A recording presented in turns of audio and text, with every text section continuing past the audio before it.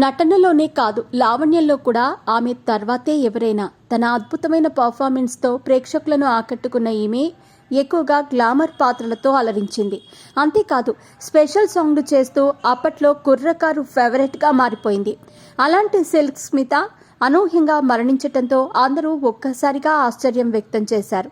అంతేకాదు, ఈమె మరణం ఒక మిస్టరీని. ఇప్పటి వరకు ఈమె మరణం గురించి పలువురు పలు రకాలుగా కామెంట్లు చేసినా సరైన కారణాలు మాత్రం ఎవరూ చెప్పలేకపోయారు. దీనికి తోడు కోట్ల రూపాయల ఆస్తి కూడబెట్టిన సిల్క్ స్మిత ఇప్పుడు ఆ డబ్బంతా ఏమైపోయింది, ఎవరు తీసుకున్నారు? అసలు సిల్క్ స్మిత మరణం వెనుక ఎవరి హస్తమైనా ఉందా? ఇలా ఎన్నో ప్రశ్నలు అభిమానుల మదిలో మెదులుతూ ఉంటాయి. అయితే ఇప్పుడు వీటన్నింటికీ ఫుల్ స్టాప్ పెట్టేశారు సిల్క్ స్మిత తమ్ముడు నాగవరప్రసాద్. తాజాగా ఒక యూట్యూబ్ ఛానల్కి ఇచ్చిన ఇంటర్వ్యూలో ఆయన తన అక్క సిల్క్ స్మిత గురించి, ఆమె మరణం గురించి విస్తుపోయే నిజాలు బయటపెట్టారు. సిల్క్ స్మిత తమ్ముడు నాగవరప్రసాద్ మాట్లాడుతూ, మాది నిరుపేద కుటుంబం. మా ఇంట్లో ఎవరూ కూడా పెద్దగా చదువుకోలేదు. మా అక్క మాత్రం అదృష్టం కొద్దీ సినిమాల్లోకి వెళ్లి స్టార్ అయిపోయింది. నాది మోటార్ ఫీల్డ్. మా అక్కను చూడటానికి అప్పుడప్పుడు నేను మద్రాస్ కూడా వెళ్తూ వస్తూ ఉండేవాడిని. నా కష్టం చూసి ఒక కారు కూడా కొనిపెట్టింది. ఆమె ఎన్నో భాషల్లో నటిస్తూ బిజీగా ఉండేది. డబ్బు కూడా బాగా సంపాదించింది. అలాంటి పరిస్థితుల్లో ఆమె డబ్బు చూసి ఒక వ్యక్తి ఆమెకు దగ్గరయ్యాడు. ఆయనకి అప్పటికే భార్య, 3 పిల్లలు కూడా ఉన్నారు. కానీ మా అక్క మాత్రం అతడిని గుడ్డిగా నమ్మింది.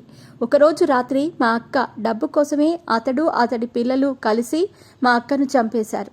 డబ్బు, నగలు, డాక్యుమెంట్లు అన్నీ కాజేశారు. మేము వెళ్లేలోగా అందరినీ మేనేజ్ చేశారు. మాకా చదువలేదు, మా దగ్గర డబ్బు కూడా లేదు. అక్కడ మాకు ఎవరి నుంచి ఎలాంటి సపోర్టు లేదు. దాంతో మేము ఏం చేయాలో తెలియక ఎన్నో ఇబ్బందులు పడ్డాం. మా అక్క మరణించింది అని తెలియటంతో ఆమెను చూడటానికి అభిమానులు తండోపతండాలుగా వచ్చారు. అయితే ఇండస్ట్రీ నుంచి కేవలం అర్జున్ మాత్రమే వచ్చారు. ఇక మా అక్కను ఎవరూ పట్టించుకోలేదు. ఏం చేయాలో తెలియక మా అక్క శవాన్ని పట్టుకొని మేమంతా రోడ్డుపై నిలబడిపోయాం. మా అక్క అప్పట్లోనే 20 కోట్లకు పైగా సంపాదించింది. ఆ డబ్బంతా ఏమైపోయింది? అంత మంచి మనిషికి ఇంతటి అన్యాయం జరిగితే అందరూ ఏం చేస్తున్నారు? నా మీద ఒట్టేసి చెబుతున్నాను, మా అక్క చనిపోయిన తర్వాత ఆమెకు సంబంధించిన ఏ ఒక్క రూపాయి కూడా మాకు చేరలేదు అంటూ ఆమె తమ్ముడు ఆవేదన వ్యక్తం చేశాడు. ప్రస్తుతం నాగవరప్రసాద్ చేసిన ఈ కామెంట్స్ సోషల్ మీడియాలో వైరల్గా మారుతున్నాయి. అంతేకాదు, సిల్క్ స్మితను మోసం చేసిన ఆ వ్యక్తిపై అందరూ ఆగ్రహం వ్యక్తం చేస్తున్నారు.